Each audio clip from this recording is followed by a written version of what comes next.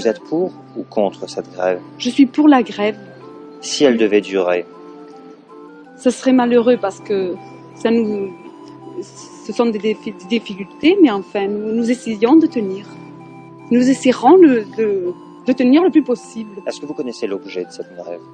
Mais oui, c'est-à-dire pour que nous ayons une vie un peu plus, de moins calculée, une vie un peu plus meilleure, parce qu'il faut serrer, il faut toujours calculer pour arriver à la fin du mois. Vous croyez que vous avez suffisamment d'avance, d'argent devant vous pour tenir? Écoutez, d'argent, je m'étonne qu'on vienne me poser cette question actuellement, parce que jusqu'à présent, on ne s'est jamais soucié de ce que peut gagner un ouvrier et s'il peut arriver à la fin du mois pour je sais pas, me joindre les deux bouts. Alors, la question se pose maintenant qu'on est en grève, alors qu'il fallait se la poser avant. Madame, votre mari est gréviste? Oui, monsieur. Vous travaillez vous-même? Oui, je travaille. Comme quoi? Je fais des ménages. Est-ce que c'est grâce à cela que vous arrivez à tenir? En particulier, oui. Si la grève devait durer encore plusieurs jours, que feriez-vous? Je crois que je ne pourrais pas tenir beaucoup. Il me reste 10 000 francs. Avec 10 000 francs, je crois que c'est pas grand-chose. Surtout que tout augmente. Enfin, du moins, il y a certaines choses qui ont augmenté. Pourtant, il faut tenir. Je crois qu'on est au bon bout. Je crois que la plupart de mes camarades n'arriveront pas parce qu'ils gagnent 60 000 francs par mois et ce sera difficile. Avec un loyer de 30 000 francs, quand même, je ne sais pas où c'est qu'ils vont aller. Est-ce que vous croyez que vos revendications aboutiront? Moi, je pense que oui, parce que vu la force actuelle des grévistes qu'il y a même avec la population, nous arriverons à pas mal de choses. Je suis pour la grève, mais je pense que même si je n'avais pas pratiquement de l'argent devant moi pour faire face, je continuerai. D'ailleurs, je suis avec mon mari et je l'incite à continuer la grève. Est-ce que vous avez l'impression qu'elle aboutira à quelque chose de concret? Bien, il le faut pour tous les ouvriers. Mai 1968. Une explosion sociale, une explosion de la jeunesse. Plus d'un mois de grève avec occupation d'usines, de grands magasins, de mairies, de lycées, de facultés, de mines, de ports, de dépôts SNCF et j'en passe. La France est totalement paralysée. Un mouvement encore plus important que 1936. 8 à 10 millions de travailleurs en grève. Jamais on avait pu discuter avec l'administration. Auparavant, jamais, mais la question ne se posait même pas. C'était, on discutait pas, quoi. Voilà, on appliquait de manière pure et souvent dure, donc tout ce qui était demandé, quoi. Donc, et là, donc, je veux dire, on découvre qu'on a la possibilité d'exister, de faire autre chose, de parler, donc et puis qu'on peut rassembler des idées, qu'on peut se regrouper. Alors on s'est installé dans une grève qu'on ne pensait pas si longue. Ouais, nous, 24 heures, on savait faire. Bon, 48 heures, on savait faire. On a même fait 3 jours une fois. Et puis après... Il y a de l'ébullition parce que tout le monde observe ça de façon émue, impressionnante. On ne sait pas vers quoi ça va dériver, aboutir. Ça bouge partout, mais n'oublie pas que nous sommes aixois. Et que l'information à l'époque, c'est pas grand-chose. Tu as une chaîne de télévision, et on écoute des infos avec le transistor sur l'oreille la nuit, Luxembourg, européen, qui en direct nous raconte les événements, en les dramatisant quelque peu peut-être, mais il y avait l'événement.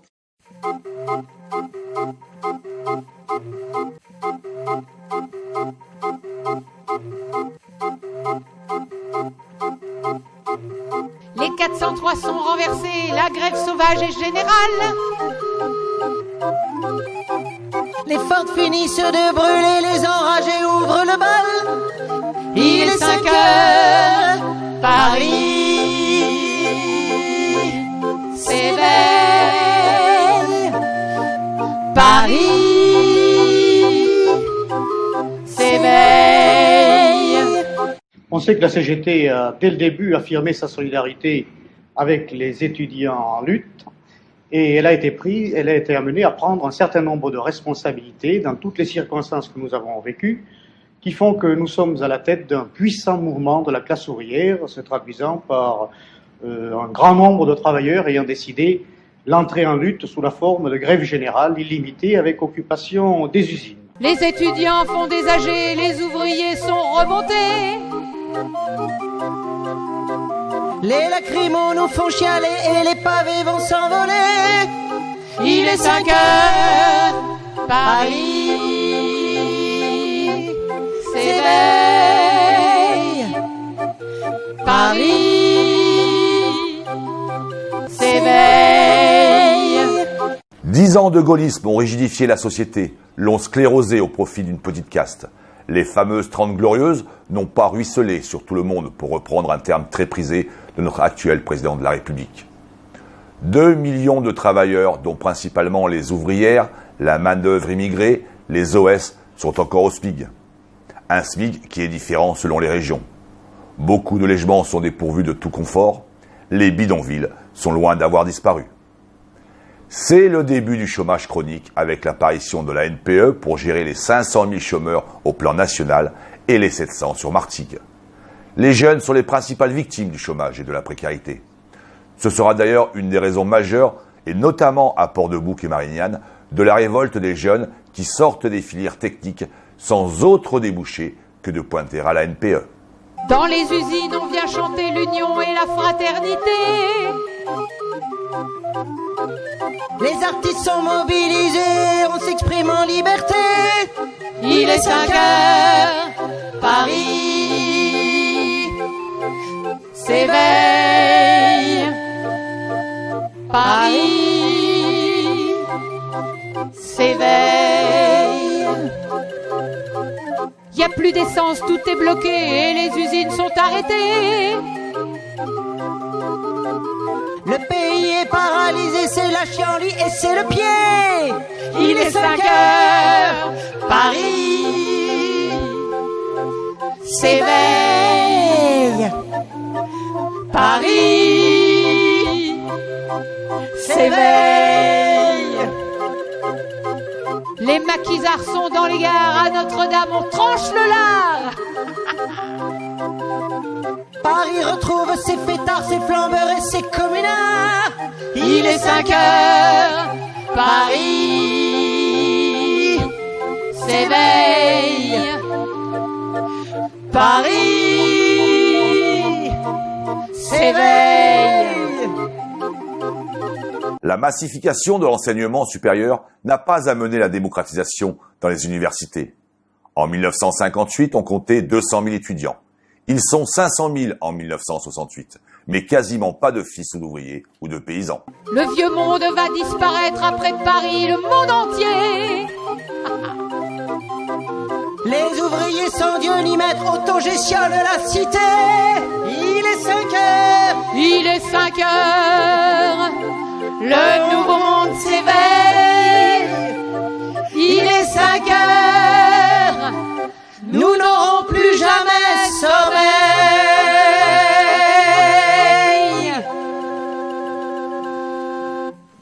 Sur Martigues, depuis l'arrivée des communistes en 1959 à la tête de la municipalité, avec Francis Turcan comme maire, la ville est en pleine évolution.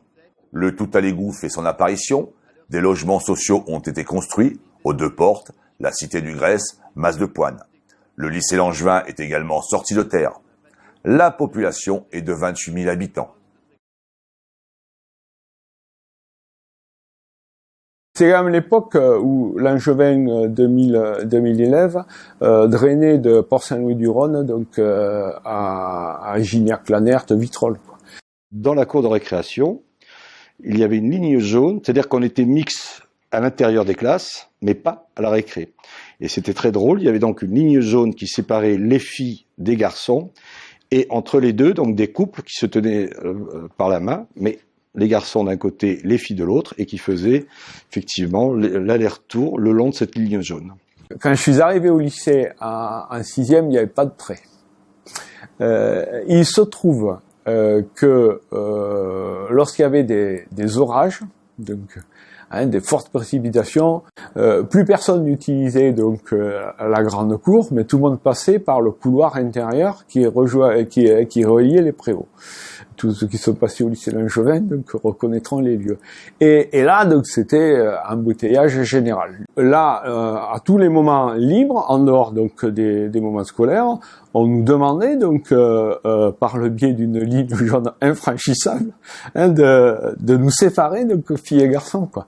Sans me présenter, j'ai été élu donc en 67, en octobre 67, délégué. Donc je crois que c'était au comité d'action lycéen. J'ai été élu sans me présenter. C'est vrai que le fait des délégués de classe, tout ça, donc c'est bon. Je m'étais battu d'ailleurs aussi par rapport à cette ligne jaune. Le fait que des jeunes, enfin des autres lycéens me fassent confiance, alors que je m'étais pas présenté, que j'étais pas, enfin je veux dire, j'avais rien de particulier. Donc pourquoi donc ça m'a fait prendre conscience. C'est vrai que mais c'était assez troublant parce que toute la période je veux dire par rapport à 68, c'était bon. En même temps, je savais que j'allais pas faire maçon quoi. En mai, ce que j'ai ressenti, c'était une grande liberté, c'était un changement, quelque chose de prodigieux. De penser que la France entière se mettait en grève, pratiquement, que tout était, on n'avait plus rien. Bon, on siphonnait l'essence quand il y en avait. C'était, je veux dire, cet événement-là, ça m'a complètement effectivement changé. Enfin, je veux dire, pour moi, ça a été un autre quelque chose. Je me suis dit, là, cette société, qu'est-ce que c'est quoi? C'est une époque aussi où, dans une tranche d'âge. C'est peut-être 10%, donc même pas. C'est entre 5 et 10% d'une tranche d'âge donc qui a la chance d'aller au lycée. Aux 3 jours, donc on était un groupe d'une tranche d'âge donc d'une centaine, ils nous avaient collé par morceaux de sang. Sur 100, donc on était 3 à avoir le bac, quoi. À l'époque, les choses étaient quand même plus strictes, plus on n'avait pas, enfin, je veux dire. Mais c'est quand même là que j'ai appris à fumer. Donc en même temps, je veux dire, on nous laissait dans un coin, les garçons, pas les filles. On avait le droit effectivement de, voilà, disons autorisé, enfin permis. Voilà. Ici, comme dans toute la France, le climat social est tendu. Cela fait 1 an que cela dure, avec grève et manifestations à répétition. En fait, ça faisait quasiment 2 ans qu'on passait notre temps en réunion, commission paritaire de ci, commission... On était encore dans l'époque sur le retour aux 40 heures, il y avait tout ce processus là. Et on nous faisait traîner de réunion en réunion, il n'y avait jamais aucun résultat, que ce soit sur la réduction d'horaire, que ce soit sur les salaires, toutes les revendications sont systématiquement renvoyées en réunion paritaire de ci, réunion paritaire de ça. En février-mai 1967, c'est la pétrochimie qui exprime son ras-le-bol. Les patrons se pensent maîtres tout-puissants et le prouvent. À Naftachimie, par exemple, un délégué du personnel doit faire signer sa carte de délégué par son contremaître ou par son responsable direct avant et après un entretien avec un salarié qui l'a sollicité. Les employés de la société Honnête en poste à la CFR de la Med travaillent 7 heures par jour pour percevoir un salaire mensuel de 320 francs. Aucun jour férié ne leur est payé. La colère gronde. Cette réticence à la négociation a provoqué un mécontentement tel que petit à petit, aussi bien du côté des travailleurs que du côté des étudiants qui avaient leurs revendications spécifiques, le mécontentement s'est traduit en colère et la colère en explosion, d'où ce qui est arrivé en mai 68. C'est aussi la grève à Essophos, les 4, 5 et 6 avril, portant sur les primes de poste, le retour aux 40 heures, ce qui entraînerait la suppression de la 8e matinée pour les postés, l'instauration du minimum garanti dans la profession, de l'intégration de travailleurs sous-traitants qui travaillent en continu sur site depuis le démarrage et de résorber le problème du logement, notamment pour les postés. Au début de l'année 66, l'accord d'unité d'action entre la CGT et la CFDT, pour des objectifs revendicatifs communs, a joué un rôle important. Les travailleurs, à partir de ce moment-là, ont compris que cette union créait des conditions nouvelles pour engager une bataille de nature à faire sauter le verrou de la négociation opposée par le gouvernement et le Conseil national du patronat français, qui s'appelle aujourd'hui le MEDEF, à propos des négociations susceptibles de résoudre un certain nombre de problèmes sociaux. La CGT-CFR remporte une première bataille contre la direction. En effet, le président de la première instance du tribunal de Martigues a donné raison à la CGT qui soulevait un point important, le non-paiement des heures supplémentaires des postés à partir de la 41e heure, comme le spécifie la convention régionale de 1936 signée par la direction, mais qu'elle n'applique pas. De plus, le tribunal des prud'hommes a condamné la direction à verser à Perraudot, le secrétaire du syndicat, la somme de 2574 francs. Victoire électorale de la CGT à Naftachimie, 17 sièges sur 26 dans les collèges ouvriers et employés. Comme partout en France, à Martigues, le 13 mai a été le jour déclencheur de ce grand mouvement social. La CGT appelle à une grève générale d'une journée pour protester contre les violences policières sur les étudiants. Un mot d'ordre suivi localement par la CFDT et la FEN. Plusieurs centaines de manifestants parcourent les rues de la ville. 68, c'est le 13 mai pour nous. Mais le 13 mai, moi je me trouvais à Paris pour une commission paritaire le 11. Et dans la nuit, il y a eu ce problème avec les étudiants. Le lendemain, on avait une réunion à la fédération avec le camarade Pascret pour faire une conclusion, et c'est là qu'on apprend tous les événements, et on part en disant qu'il faut réagir. Et la plus grande manif à laquelle de ma vie j'ai assisté, c'est celle, je crois, du 13 mai, me semble, je dis pas de bêtises, c'est à Marseille, et là je n'ai jamais vu une foule aussi considérable. On rentre en train de nuit. Moi, je me retrouve ici le petit matin, j'avais pas de voiture encore à l'époque, je prends ma motobilette, même pas le temps de me doucher, je descends à la bourse, et je rencontre Grégoire, qui montait me chercher à l'époque, qui conduisait, et nous voilà tous partis à la raffinerie, il y a Damien là-bas qui est sur place, on va aller le voir. Alors là-bas, ils avaient d'abord commencé à faire le blackout, la direction, Ah ouais. Ils avaient entendu le bruit, ils savaient qu'il y avait un appel à la grève générale, et interdiction de rentrer dans l'usine. Ah ouais, vous n'êtes pas sorti de l'auberge. On est rentré quand même. Et on se faisait courser par les services de gardiennage. On était allé voir Damien. On a dit, qu'est-ce qu'on fait pas? Il dit, écoute, moi, on est coincé, sauf à passer notre temps à être sur place, à parler avec les gens. Demain matin, je prends le bus de l'embauche à 4h30. On parle au type, et eux, ils décident. J'étais au Vieux-Port, et ça ne bougeait pas, on est resté des heures immobiles, ça n'avançait pas. Et là, c'était la Canebière qui était prise. Mais quand je dis la Canebière, c'était pas le centre de la rue. C'était des côtés, les trottoirs, les rues voisines, c'était immense. Et là, il y avait une joie, un espoir, une stratégie, une volonté.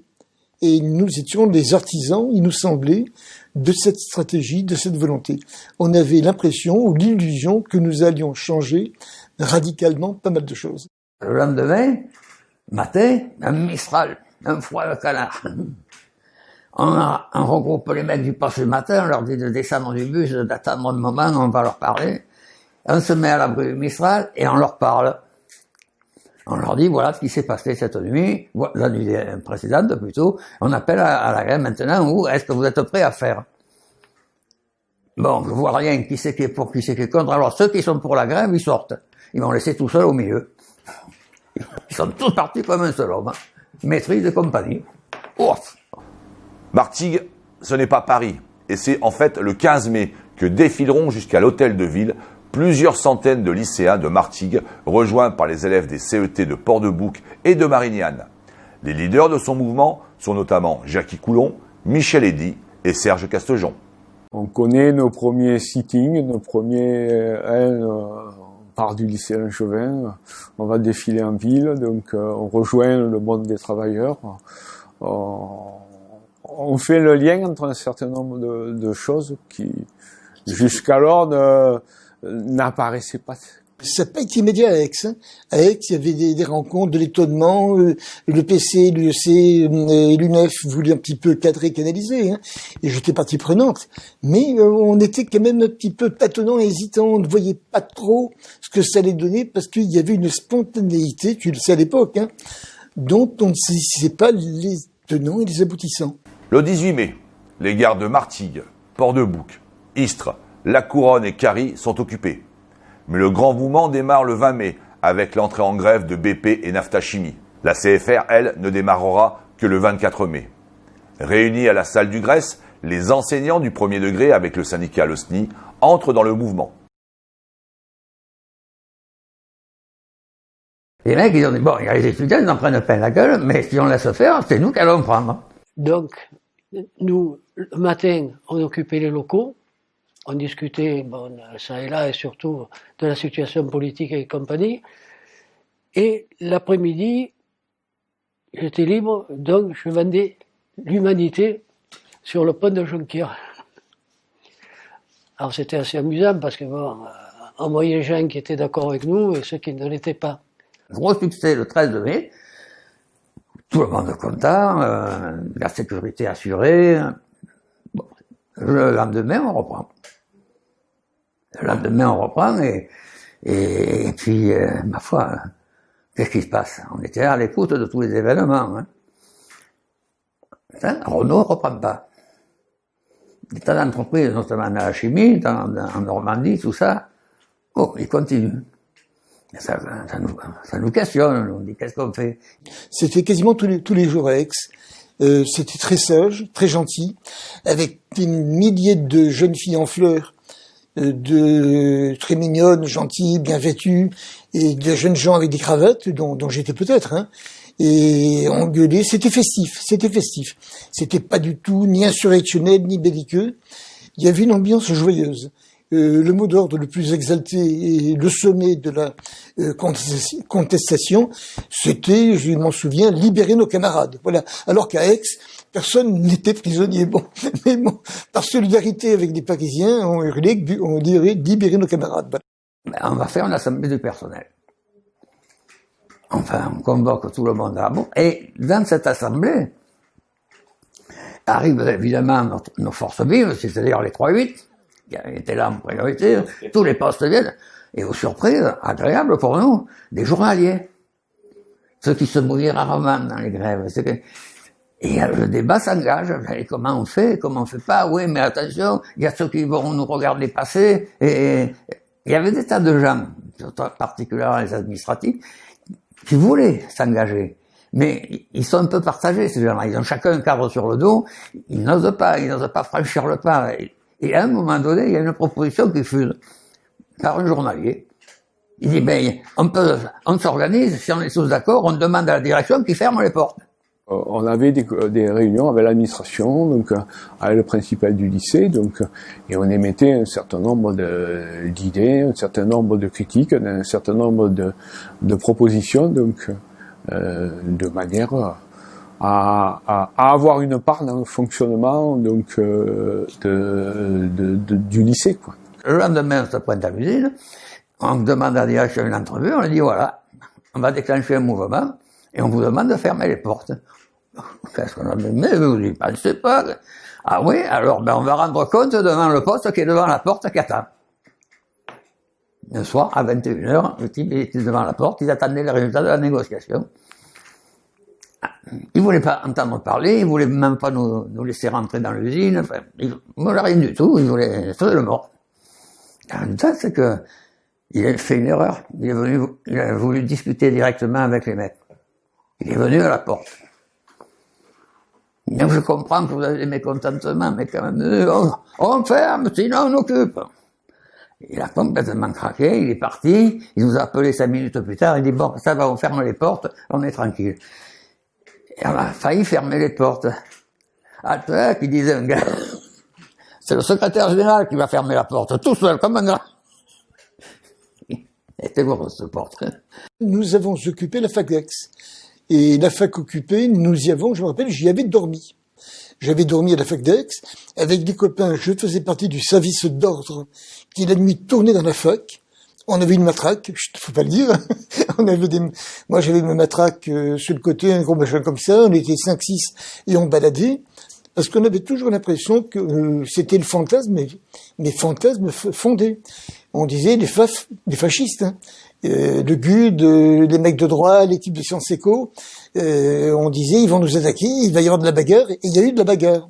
Il y a eu de la bagarre. Moi j'ai assisté à deux, trois bastons, et j'étais partie prenante également, qui était pas des plus tièdes, hein, c'était vif. Voilà.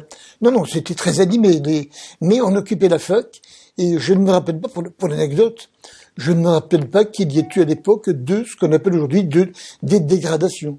Ça a d'abord été Des gens qui venaient chercher, il me faut une bouteille de gaz chez mon bébé, moi il faut là. On n'a pas de gaz, non. On ne distribue pas de gaz, on est à la raffinerie. Le gaz, c'est ammoniaque, c'est du gaz qui dit problème. Non, on n'a pas de bouteille. Ça, c'est la première hésitation des gens. Ensuite, l'administration est arrivée là-dessus. Vous n'allez pas laisser mourir les gens, quand même. Ben non, on n'est pas là pour ça. Mais alors, comment on va faire? Les médecins, ils ont besoin de carburant. Vous en avez du carburant. Parce qu'ils s'étaient flattés quelques jours avant, je crois. C'est le premier ministre de l'époque, Pompidou, qui disait du carburant à 3 mois d'avance. Eh bien, sortez-le, votre carburant. En fait, ils n'ont pas 3 mois d'avance, ils ont 3 mois de réserve en stock stratégique, mais ils n'ont pas dans 3 mois de carburant. Alors, putain, bon, on commence à négocier. Alors, c'est là que Jeannot intervenait en tant que président du comité de grève, avec les copains de Total, de Shell. On a commencé à des contacts, parce qu'il y a eu le même processus qui s'est passé à Total et à Shell, et même à Esso, qui était toute jeune raffinerie. Et puis on a eu un comité de coordination aussi des 4 raffineries. On a fait un groupe qui allait négocier à la préfecture pour savoir comment on allait faire. Évidemment, ça a été la livraison de carburant, c'est pas simple. Jamais connu ce problème. Je crois qu'on n'avait pas mesuré vraiment l'impact qu'avait le carburant dans la vie sociale, dans la vie économique et sociale. Alors, on avait décidé qu'il y aurait des stations prioritaires. Stations prioritaires à qui nous, grévistes, on livrerait du carburant, et les gens désignés conjointement par la préfecture et nous-mêmes, le comité de grève, pourraient s'alimenter. Alors, il y avait la liste des médecins, des ambulances, il y avait la police aussi. On avait accepté que la police puisse se ravitailler. Le seul problème que j'avais, moi, c'est que ma femme avait fait une fausse couche et elle était à Marseille, à la Feuilleraie. Et de mémoire, mes gosses, ils devaient être chez ma belle-mère à Marseille, puisque je ne pouvais pas les garder, puisque je travaillais. Et en grève, enfin, peu importe. Et je me souviens que j'avais été la voir, j'avais 5 litres d'essence, et pour remonter, il y avait une station ouverte à Marseille, près de la Feuilleraie, et j'ai fait la queue pendant 2 heures pour avoir 5 litres d'essence, de façon de pouvoir remonter à Martigues. Les quelques transporteurs qui circulaient avec notre aval, ils avaient des banderoles sur les côtés. Comité de grève de A. Ils circulaient comme ça, en disant à la population, hein, ils s'y roulent ces types-là, c'est parce qu'ils sont autorisés par les comités de grève, parce qu'il faut faire face aux besoins. C'est vrai qu'on n'était pas loin de la fin de la guerre et des restrictions. Et c'est de voir les vieilles personnes et les gens se précipiter pour prendre du sucre, du café, enfin, ils avaient dévalisé les supermarchés. C'était la folie. On bavardait, on agitait, on polémiquait, on discutait, on intervenait, on faisait des motions sur motions, voilà. Et on prenait le palais d'hiver, quoi. Bon, voilà, mais on n'a rien pris du tout, hein. La ruée sur l'essence. Folie complète. Les mecs qui ont dû stocker 200-300 litres d'essence. Il dit, alors je sais pas si c'est vrai, qu'il y en avait un qui avait rempli sa baignoire d'essence. Pour dire la folie enfin. À un moment donné, on entend la radio, on va envoyer les CRS pour débloquer les raffineries. Bon, les CRS, je crois, ils sont restés pendant une compagnie complète à Châteauneuf, parce qu'eux, ils sont partis voir leur patron, nous, on est partis voir le nôtre, on dit, si on voit la queue d'un CRS ici, on s'en va, on ne veut pas de truc. Et la sécurité de l'usine, on vous démerdez avec eux. Je crois me souvenir qu'à Gardanne, le camarade de Péchinet, il avait fait exactement même, mais là, ils étaient intervenus, les CRS. Et ça, ils ont fait ce qu'ils ont dit, ils ont foutu le camp, mais là, les mines circulaient en fusion. Tu vois, les CRS maintenir la sécurité comme ça, et le commandant des CRS qui va chercher le responsable syndical, et qui dit, mais il est fou, votre patron, il vous fait évacuer, et maintenant, il nous appelle pour qu'on aille vous chercher. On avait une maîtrise de cet outil-là. Ils ne pouvaient pas rien faire, il ne pouvait rien nous arriver. C'est un peu ce sentiment-là qu'on avait, on était bien installés, on gérait le mieux possible nos contraintes, et puis on attendait les négociations. Mais les revendications, c'était déjà de moins travailler. Parce qu'à l'époque, on travaillait 44 heures par semaine, parce qu'on travaillait le samedi matin. Donc, vous vouliez moins travailler. C'était sur le contenu des cours. À l'époque, c'était partout on dénonçait le mandarinat, tu sais, hein, le prof de droit divin, quoi. Donc, on mettait en cause les contenus des cours, bien sûr.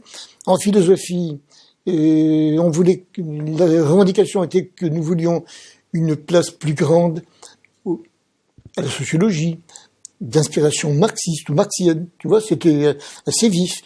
On voulait qu'il y ait d'autres façons de noter, d'évaluer, de passer des examens. C'était donc très très local, tu vois. Et puis bien sûr, très très vite, la CGT et le PC nous aidant, il y a eu des ambitions, comme tu t'en doutes, des projets qui avaient une dimension, elle, beaucoup plus nationale. Nous voulions à l'époque une convergence des idées, des stratégies, des luttes, qui n'a pas abouti, comme tout le monde le sait, hein. Qu'est-ce qu'on attend pour être heureux? Qu'est-ce qu'on attend pour faire la fête? La route est prête, le ciel est bleu, il y a des chansons dans le piano. Il y a de l'espoir dans tous les yeux et des sourires dans chaque fossette. La joie nous guette, c'est merveilleux. Qu'est-ce qu'on attend pour être heureux? Qu'est-ce qu'on attend pour être heureux? Qu'est-ce qu'on attend pour faire la fête? Il y a des noisettes dans le chemin creux, il y a des raisins, des rouges, des blancs, des bleus. Les papillons s'en vont par deux et le mille-pattes met ses chaussettes. Les alouettes font des aveux. Qu'est-ce qu'on attend? Qu'est-ce qu'on attend? Qu'est-ce qu'on attend pour être heureux? Qu'est-ce qu'on attend pour être heureux? Qu'est-ce qu'on attend pour faire la fête? L'écho répète, c'est très joyeux, et la radio chante un petit air radieux. Les parapluies restent chez eux, les cannes s'en vont aux palmusettes. La joie nous guette, c'est merveilleux. Qu'est-ce qu'on attend? Qu'est-ce qu'on attend? Qu'est-ce qu'on attend pour être heureux? Qu'est-ce qu'on attend pour être heureux? Qu'est-ce qu'on attend pour perdre la tête? Il y a des violettes, tant qu'on en veut, et des brins de paille dans les cheveux. Le ciel a mis son complet bleu, et le rosier met sa rosette. C'est notre fête, puisqu'on est deux. Qu'est-ce qu'on attend? Qu'est-ce qu'on attend? Qu'est-ce qu'on attend pour être heureuse? Mai 1968, c'est aussi deux grands événements nationaux qui ont eu comme cadre Martigues. Tout d'abord, la Coupe Gambardella de football, remportée par les juniors martégots. En 68, j'ai une vie de lycéen normale, puis j'ai une deuxième vie. Avec un groupe de copains, donc on fait partie, le foot, ça fait partie des sports populaires, et depuis qu'on est gamin, donc dans la rue, dans la cour d'un patronage, donc on joue au foot. On a la capacité, donc avec les qualités d'un groupe exceptionnel, donc d'un groupe de copains, donc d'amis exceptionnels, on se trouve la capacité donc de rencontrer. On joue une compétition, la première compétition nationale donc qu'on joue en football, c'est la Coupe Gambardella. On en parle encore aujourd'hui, hein, c'est encore on regarde, si tu regardes le CV donc des meilleurs joueurs nationaux, ceux qui ont eu la chance, ne serait-ce que de faire une finale de Coupe Gambardella, c'est la première ligne de leur curriculum vitae. L'autre jour, mon fils me disait, j'ai vu le CV de Deschamps, donc, hein, Deschamps, donc, Didier Deschamps, donc, la première ligne de son CV, c'est finaliste de la Coupe Gambardella avec le Football Club de Nantes. Finaliste, pas finaliste, non, pas vainqueur. Et il me dit, j'étais dans une soirée, je rigolais, parce que, et il y a une copine qui me dit, mais pourquoi tu rigoles, Jean-Rémy? Et il dit, parce que mon père, il a gagné la Coupe Gambardella. Donc, voilà. Vous vous appelez comment? Paul Bro. Je m'appelle Alain Mercier. Je m'appelle Augustin Jacques. Pépi Marc. Castejon Serge. Martinez François. Domenech Paul. Quel âge avez-vous? 18 ans. Je vais faire 18 ans au mois d'octobre. Je viens d'avoir 19 ans. J'ai 18 ans. 18 ans. Bientôt 17 ans. 16 ans. Quel est votre emploi? Employé de banque. Je suis employé de bureau, tireur de plan. Dans quelle classe êtes-vous? Je suis en première C. En première D. Seconde T2. Seconde T. On ne voulait que gagner, quoi. Mais on a été encadré par des gens extraordinaires qui nous ont appris uniquement donc des choses vraies et nobles. À aucun moment donc on nous a appris la moindre manière de tricher, comme on l'a découvert après dans plein d'autres clubs, hein, et donc on jouait uniquement sur des valeurs extraordinaires, hein, et on était d'une solidarité sans faille.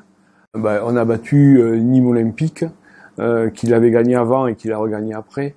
On a battu donc le Racing Club de Strasbourg, donc également qu'il avait gagné avant et qu'il a regagné après. L'Olympique Lyonnais, donc avec la moitié des joueurs qui ont été donc internationaux, donc et on a battu donc Bordeaux, donc également en demi-finale, et on a battu le Stade de Reims donc en finale, qui avait dans ses rangs donc l'avant-centre de l'équipe de France junior, qui a été international, qui a été Jean-François Chaudard, 50 ans après, qui est encore considéré, pour nous tout au moins. Puis on a vu qu'on l'a largement partagé donc avec une partie de la population. C'est une aventure extraordinaire. C'est une épopée donc mémorable. Et puis le tournage du film Le Temps de vivre de Bernard Paul, avec notamment Marina Vladi et Frédéric Despasquale. À cette époque-là, il tournait le film Le Temps de vivre. Et donc, mais j'ai bien connu les acteurs, tout ça. Et effectivement, j'ai participé au défilé. Ah, ouais. Au défilé avec eux, ils étaient avec nous, impeccable. Et il y avait beaucoup de monde. On a tourné exactement pendant les grandes grèves de mai 68. Et nous avons pu terminer le film grâce à une dérogation des syndicats qui nous ont autorisés à continuer le tournage malgré la grève générale. Martigues, c'est un grand bonheur de travail. Ce dont je me souviens, c'est du travail. C'est de la vie qu'on menait à la Maison des Marins, où on était comme une colonie de vacances. On était tous ensemble dans cet endroit qu'on nous donnait gratuitement, puisqu'on n'avait pas d'argent. Donc on tournait en coopérative sans être payé. C'est un film qui a été fait sans salaire. C'était un salaire qui était investi dans le film, dont nous n'avons jamais vu un sou, naturellement, comme de bien entendu. C'est un film qu'on a fait en coopérative, avec Tavernier comme attaché de presse, avec Corneau comme premier assistant, avec des tas de gens très engagés politiquement. Le temps de vivre, d'être libre. En conclusion, sur Martigues, comme cela s'est déroulé un peu partout dans les Bouches-du-Rhône, le conflit aura été certes tendu, mais est resté assez bon enfant. Grâce notamment à la solidarité des commerçants et des paysans, des méchouis étaient organisés tous les dimanches.